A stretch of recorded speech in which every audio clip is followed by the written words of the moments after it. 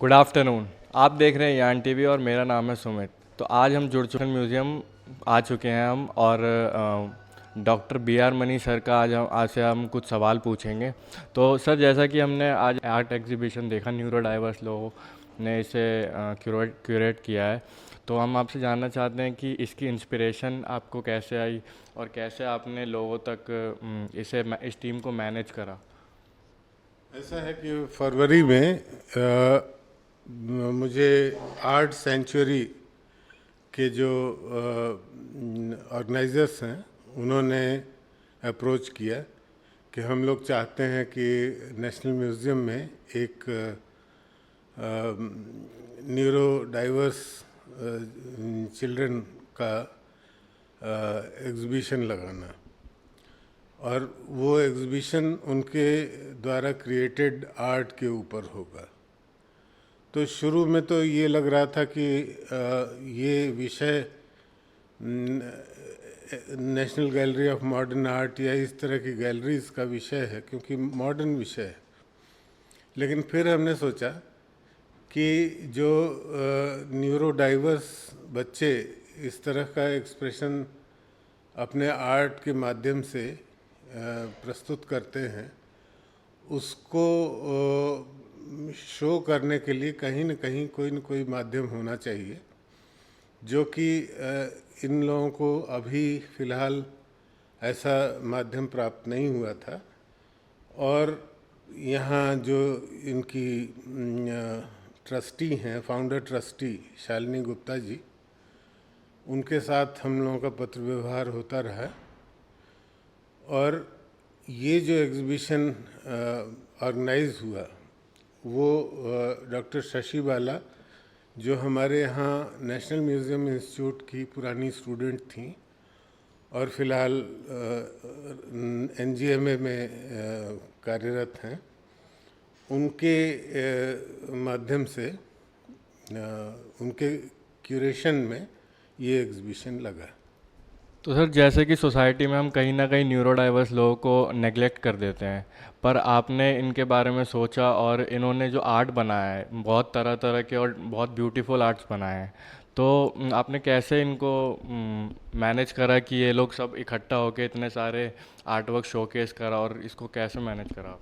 नहीं, जब मैंने ये देखा कि इनके जो आर्ट वर्क्स हैं, कुछ सैम्पल्स इन लोगों ने दिखाए थे, उनको देख के मुझे ऐसा लगा कि इसके पीछे जो न्यूरो डाइवर्स बच्चे हैं उनको उनके मूड्स को, उनके एक्सप्रेशंस को और उनके क्रिएटिव जीनियस को समझने की आवश्यकता है। और जैसा कि एक बड़े आर्टिस्ट अपना विचार, अपनी भावनाएं पेंटिंग्स के माध्यम से प्रस्तुत करते हैं, या और दूसरे भी माध्यम हैं, स्कल्पचर्स हैं, फोटोग्राफी है, उनके माध्यम से प्रस्तुत करते हैं, तो उस तरह की भावना मुझे इन डाइवर्स न्यूरो डाइवर्स बच्चों में दिखी। और अगर आप इस एग्ज़िबिशन को ध्यान से देखें या इसके जो कैटलॉग छपा है उसको देखें, तो उसमें जो इनके आर्ट प्रोडक्शंस हैं वो किसी भी मामले में किसी बड़े आर्टिस्ट से कम नहीं है। और जो अलग अलग विधाओं में इन्होंने बनाया है, कहीं मानव आकृतियाँ बनी हैं, उनके अलग अलग एक्सप्रेशंस हैं, कुछ रेखा चित्र हैं, कुछ पेंटिंग्स हैं, और इसी तरह से इस कैटलॉग में वो 3D व्यूज़ भी हैं जो इन बच्चों ने क्रिएट किए हैं, जो स्कल्पचर्स के माध्यम से दिखाए जाते हैं। और ऐसे में राष्ट्रीय संग्रहालय जैसे संस्था में अगर इनको स्थान दिया जाए, तो उससे जो ये नेग्लेक्टेड इनका आर्ट है उसको समझने में जो देश के दूसरे गैलरीज हैं, म्यूज़ियम्स हैं, और ख़ास तौर से जो आधुनिक कला से संबंधित म्यूज़ियम्स हैं उनको आसानी होगी और आने वाले समय में हम ये एक्सपेक्ट करते हैं कि इस तरह के आयोजन, ख़ास तौर से प्रदर्शनी के आयोजन बहुत सारी संस्थाओं में होंगे। तो sir as a young journalist आपका हमारे लिए सर क्या मैसेज रहेगा कि हम अपनी आर्ट में कैसे रुचि बढ़ा सकते हैं? देखिए, आर्ट और कल्चर ये एक ऐसी फील्ड है जिसमें हमेशा इनोवेटिव आइडियाज़ समाज में आर्टिस्ट के अंदर आते रहते हैं और इसी तरह से ये जो आर्ट की विधाएं हैं वो डिसाइड होती हैं।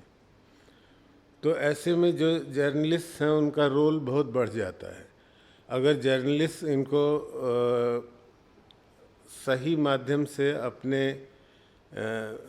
मीडियम में, चाहे वो प्रेस मीडिया हो या इलेक्ट्रॉनिक मीडिया हो, उसको प्रस्तुत करें, तो ख़ास तौर से चूँकि ये आर्ट की बात हम लोग कर रहे हैं, इस आर्ट को बढ़ावा मिलेगा।